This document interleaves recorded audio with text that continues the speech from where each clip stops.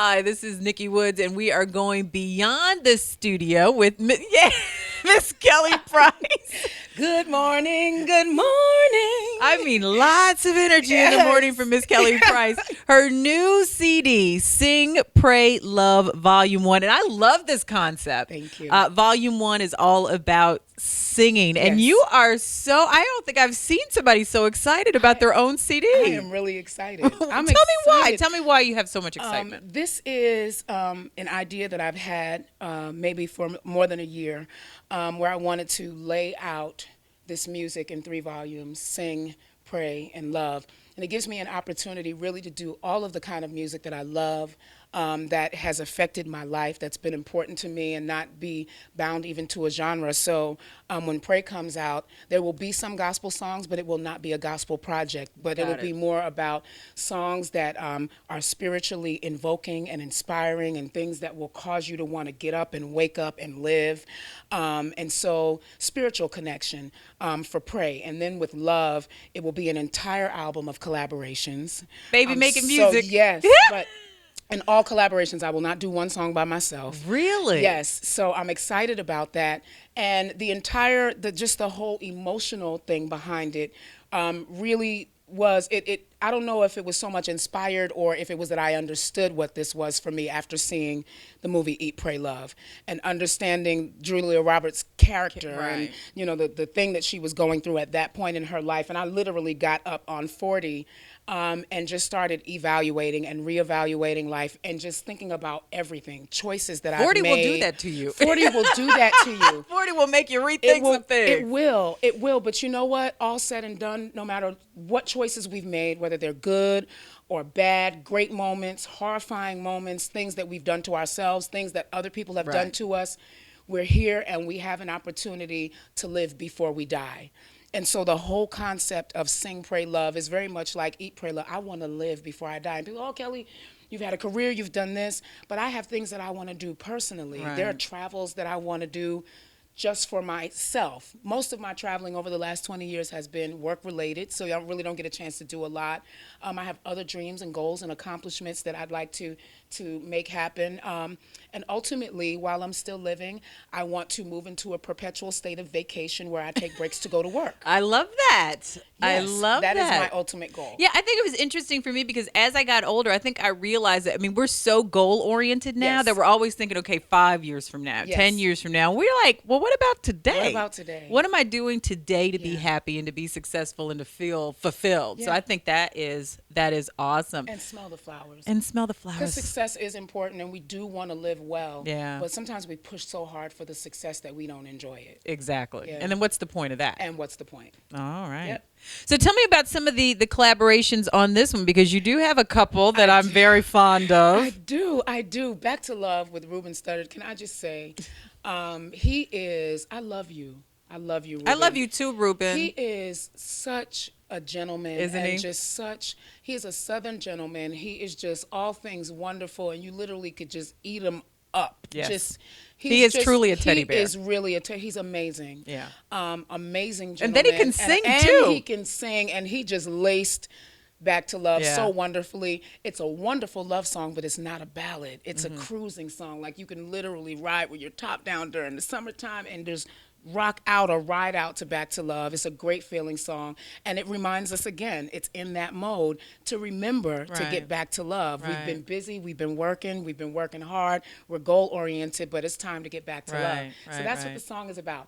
The other collaboration on this project is with Algebra Blessed, Goodness. who is an amazing, amazing, amazing vocalist. I don't know if people really understand the magnitude of her gift, but if they don't, they need to get to know her as a singer. Like, go see her live if you have the opportunity to, because I don't even know if on record if it translates who she is. I agree. I agree. But she's an amazing, and I've known that for a lot of years. I used to live in Atlanta, and she was in the Atlanta Right. community as a writer and a background singer, and just amazing. And she's coming to her own time now. But conversations with her, if I had to give it a name outside of the title that I chose for it, it is the conversation. It is Friend of Mine Part 3. There was Friend of Mine, Right. the story. There was Friend of Mine, the remix. the breakdown between husband and wife, Wife. and daddy of sorts. And conversations with her is the conversation that happens between the now ex-wife Gotcha. and the former friend. And it is very interesting to see the twist that happens. Well, I am so happy for you. Thank you. And I am so pleased with the CD. It's not often we fight over CDs here. We're fighting over this one. Nice. I love it. We're fighting over this one. I love it. I love it. Very good. So Thank you. let's talk R&B divas, Yes. because I think that we have to cover that. You talked a little Yes. bit about it. Well, you talked a lot about it on the Tom Joyner Yes. Morning Show. What happened? What happened? Television happened. Television really happened. There are many things that I can say, a lot that I can't say. I have never once denied anything that I said or did. What I have said is that a lot of what was shown outside of its context and outside of the original meaning or even the way it was asked to take place. Right. Literally things that I was asked to do that I did because I was asked to do it was then presented in another way. Yeah. And I had no control over that. And then when it came out and I'm looking at this Yeah, what was your thing, reaction when you're meltdown, watching it back on television? shocked, Yeah. appalled, because it's not at all what it was. Yeah. And then, people say, well, what about, the other people on the show? The other people on the show, they went along and said what they had to say. At that point, it was me that was being misrepresented. So, of course, I wasn't going to let it go down like that. And then you get the call and you get the letter and you're reminded you're under contract and you can't talk about it. What happened when we were filming.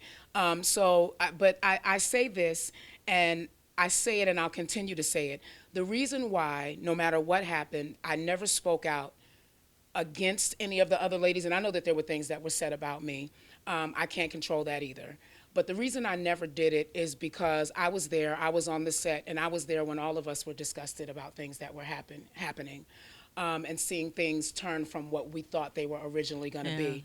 And it was just something that I decided that I was willing to, A, fight against, and B, walk away from and be okay with it.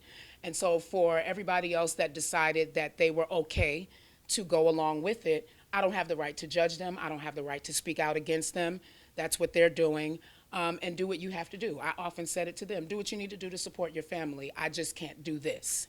And So what is your relationship like now with the other divas, Shantae Moore and? They're still on the show, Yeah. and they still need to be able to. I'm not probably the person that production wants to have a conversation about around there. I've often said that my beef was with production.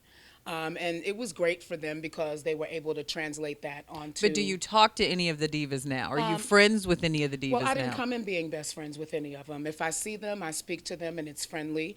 People are probably surprised to know that most recently, out of all of the ladies, the one I spoke to most recently has been Little Mo, because she was probably the most vocal one out of everybody. I thought she was going to be, and not that you were a problem, but I thought all the drama was going to surround Little Mo. So I was a little shocked. Well, I was the wild card for them. And when I say the wild card, it was a bigger story to make me look crazy.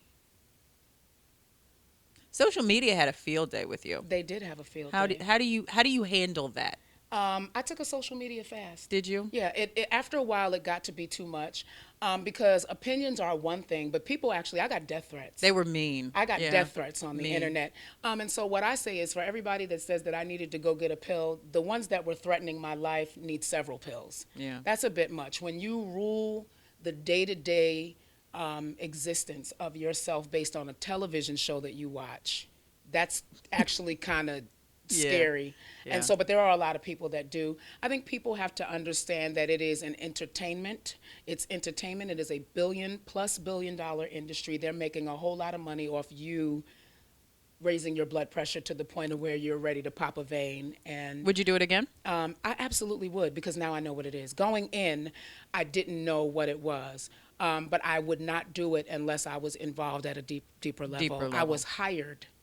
And I think that was the misconception that people had, that you had more control, that this was God, really no. your baby. No.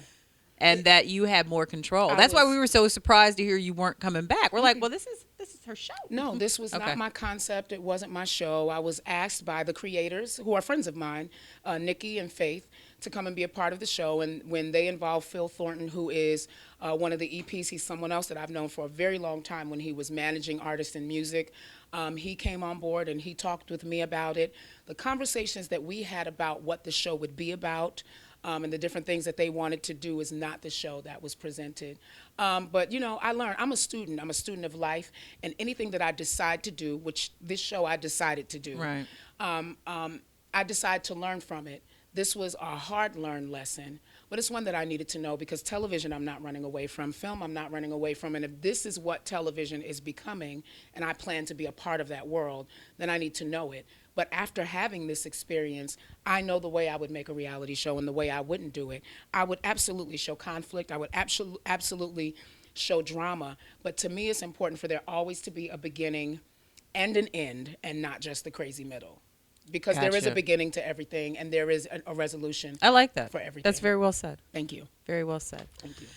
Thank you, Kelly Price. Thank you for this. Yes. Thank you for this. Sing, Pray, Love, Volume 1 is Sing. We will wait anxiously while we support you with this album for the second and third album. Yes. And I just want to say I'm very proud of you. I've always been a you. big fan. I was a little like, when the drama happened, Yeah, but I will always be a big fan of yours. So I'm Thank you glad so that you're much. learning the lessons and helping us learn them as well. Yeah, yeah. All right, yeah. Kelly Thank Price, you so much. you are welcome. Thank you. We have gone beyond the studio on BlackAmericaWeb.com.